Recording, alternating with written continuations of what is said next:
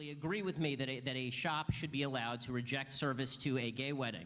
I think it's an interesting question. Is it a Why public? Is that an interesting question? Wait. You like to interrupt. It's a The academics. public Remember about the academics? Sleazy snakes. They cannot give you a straight answer because they're afraid that. Here's the thing about the academics. They just learn.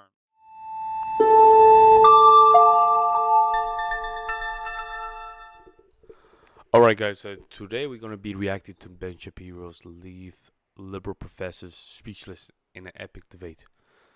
I think, well, I haven't seen this one.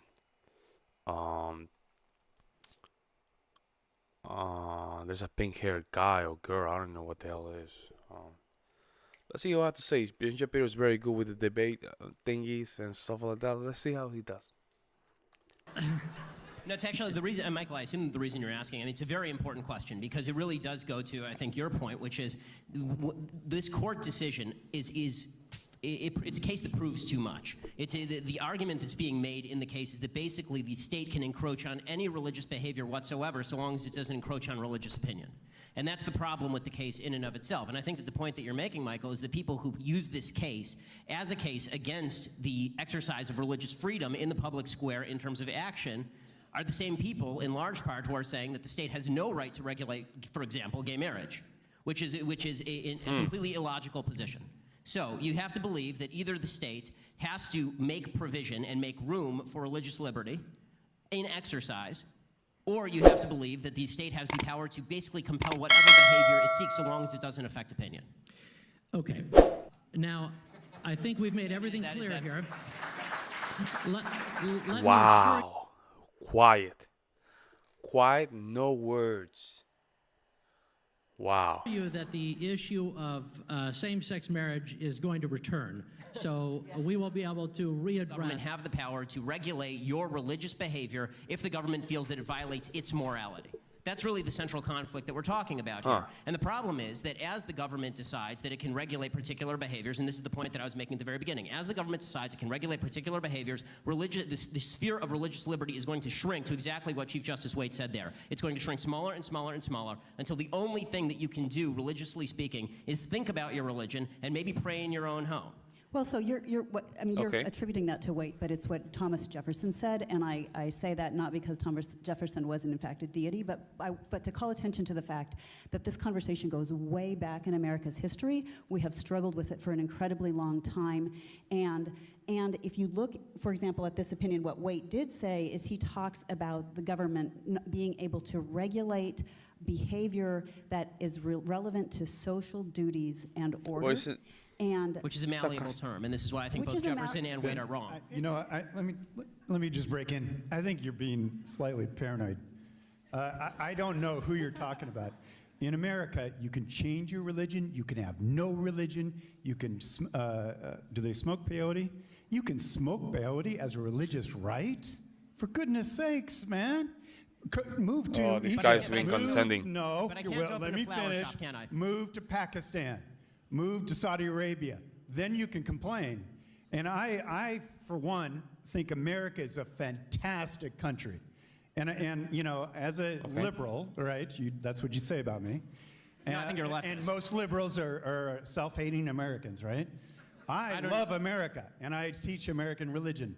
And I will stand up for what we have built. But you'll shut down my business if I don't serve a cake to a gay couple. As a great culture with great religious liberty. But you will shut down my business if I don't serve a cake to a gay wedding. Pardon me? But you'll shut down my business if I don't serve a cake to a gay wedding. I can assure you we'll be getting to shutting down business. Give me an example. He's like, whoa. Give me an example. I'll give you an example of that exact example. Just a second. He knows. This is so good about Ben Shapiro. He knows his enemy. And this is what a lot of people, he came up with these barrage of words and stuff like that. I'm a liberal, yes, but like condescending. You were not ready, bro. We will have those some examples Drinking coming water. up. But follow up, Dr. Wellman, you just said Ben shouldn't complain because we're not Egypt or Saudi Arabia. Wouldn't it be a good idea? Doggone right. wouldn't it be a good idea All right, bro. to, in the preservation of liberty, to have a heated debate about the nature of those rights? Because the same argument could be made for any given homosexual couple or any given far-left couple or many other, or any non-Muslim faith in the United States, that they don't live in Egypt or Saudi Arabia either, so therefore they shouldn't complain. Well, you know. There we go. You see, you have to be careful. Yeah, Be but careful. I don't think we have. I thought that liberals were the complainers. Pardon me? I thought liberals were the complainers in this country. I don't know. Dr. Wellman brought up the idea that Ben shouldn't speak out No, because... you know, I love the fact that Ben is controversial, and he does well because he is controversial. That's why we like to hear him. But let's get to the facts a little bit. Okay, let's get to the you facts. know, religious rights and religious liberties are not the same thing? being compacted in America. Okay. You know, but let me go back to what Michael asked. Can you answer the example that I gave earlier? The case of asked me for an polygamy. example. I think that was wrongly decided. You think so? You actually agree with me that a shop should be allowed to reject service to a gay wedding? I think it's an interesting question. Is it a Why is that an public? interesting No, question? Why is wait, that wait. clear-cut? You like to interrupt. It's a The academics. public Remember about the for- academics? Sleazy snakes. They cannot give you a straight answer because they're afraid. That here's the thing about academics. They just learn how to be sleazy and not holding accountability in their answer. This is what we're looking for here. Yeah, say yes or no. If it's a yes, just elaborate your answer. You say no, elaborate your answer. Nobody cares. But when you start just doing all this stuff, man, nah. For-profit business. And I think there is non-discrimination should go on there, and they should not be allowed to discriminate against gay people. So in other words, yes, I agree with that. Gentlemen, Yeah. wait. Hold the thought. I assure you, we will have a specific example that we'll be getting to later on that, so I'm I drawing don't the like line. debates like this. I like them Save just those go thoughts at it for a little later. bit. And as a follow-up to Valerie, I assure you, as a self-professed whiner, conservatives do a lot of complaining too, believe me. All right. In the Hobby Lobby case, which is expected to be handed down from the Supreme Court on Monday, the Obama administration seeks to enforce an ACA, the Affordable Care Act mandate, that would compel owners, Barbara and David Green, to provide certain kinds of what they consider to be abortifacient birth control. Is the Obama administration infringing on the rights of these business owners? Hold it. Valerie, would you like to launch us off on that? I'd love to, because our system of jurisprudence for Pay for insurance they do not choose to pay for. There's nothing preventing someone from getting health insurance that covers abortions or abortifacients or anything else. And this is sort of the point, I think, is that when you look at the word imposition is being thrown around a lot. You know, imposition. That people are imposing their beliefs on others. There's only one group in this country that is using the government to impose their beliefs on others at the point of a gun, and that is not Hobby Lobby. Hobby Lobby is involved in a consensual relationship between the employer and the employee. Churches are involved in consensual relationships between themselves and their constituents. The government is not involved in a consensual relationship when it tells a business that it will revoke its license, and it will come to their front door if they remain open, and it will forcibly shut down their business. There's only one person and one group that is coming to the party here with a gun. And the only group, I mean, you said conservatives love guns. Liberals love guns far more. They just love guns that are being used by the government against conservatives. Wow, they're not ready. See, they should just do their homework, sit down, learn, because that's what Ben Shapiro does. He's been doing this for years, so his brain works a little faster. I'm not saying that the other ones are not smart. They're probably very smarter, but they haven't developed the skill debate, debate skill, to connect the dots fast. So therefore, that's why they look like they're getting old.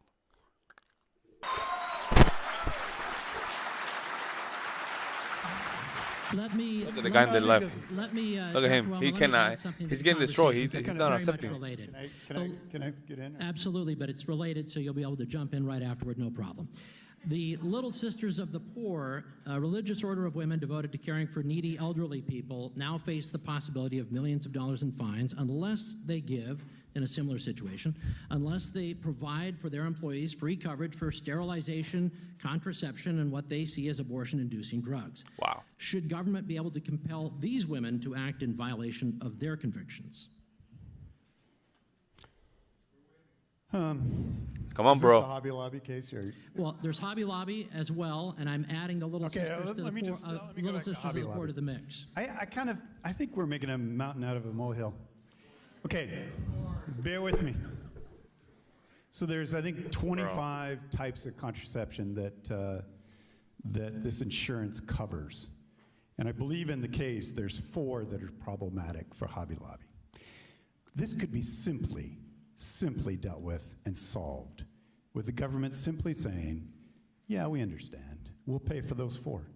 Solved.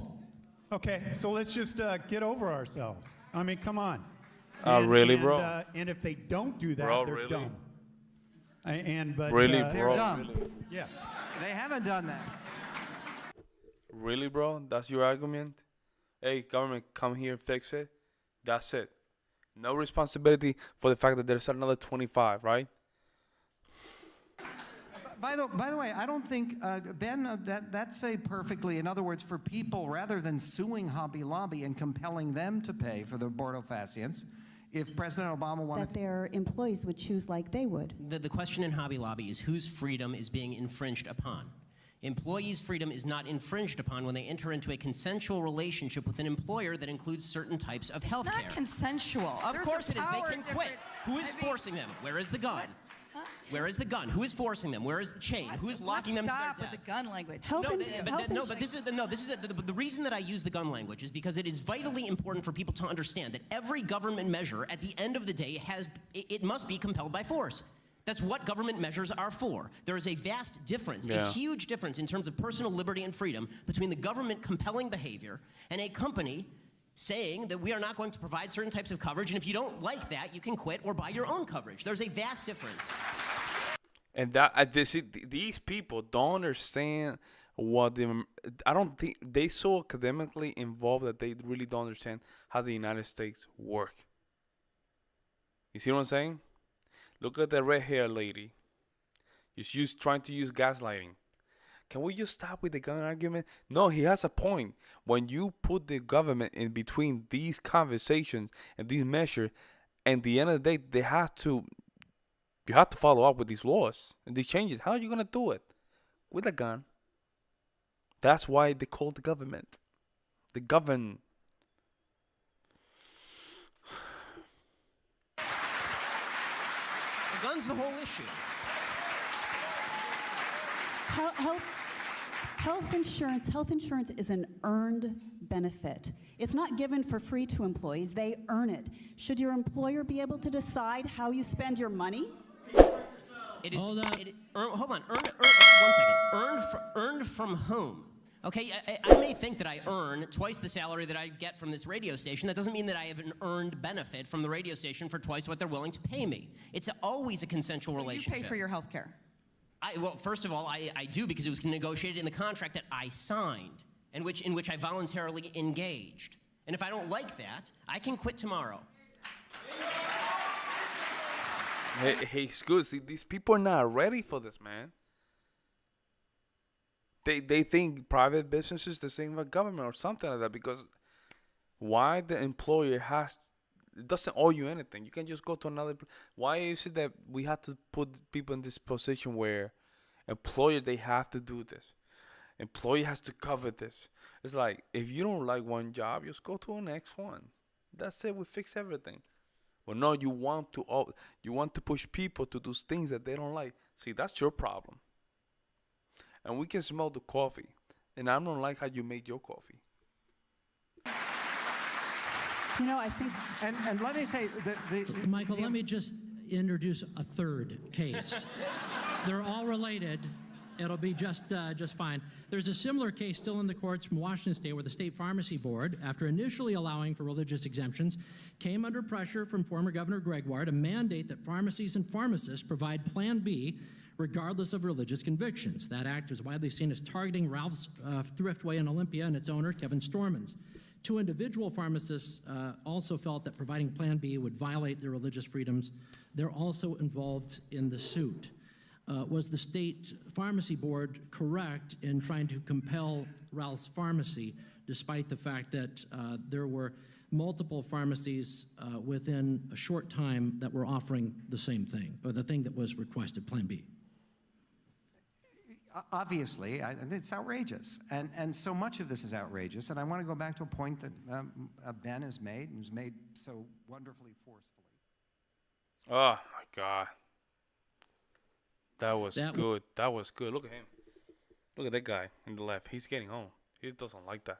This is a body language of being uncomfortable. I don't think these people really understand how the United States work. Because if they understood, they would not make these arguments. Right? And I don't want to say too much, but it comes down to a position where why these private businesses, they have to just uphold your entitlement. Just go to another company. You want to go through the process, it's your fault. It's nobody else's fault.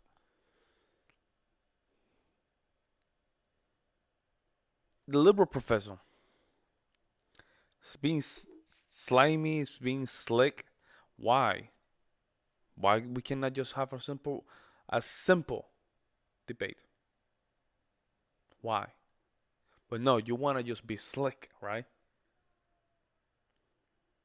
And then the ladies trying to be slick as well. It's just they're not ready. They're really not ready. They are in a position where they undermine the conservative talking points, and they just come to a point where they just band themselves with the floor. It's just my opinion at the end of the day. I might be wrong. Let me know what you guys think in the comment section below, and I'm gonna really appreciate it.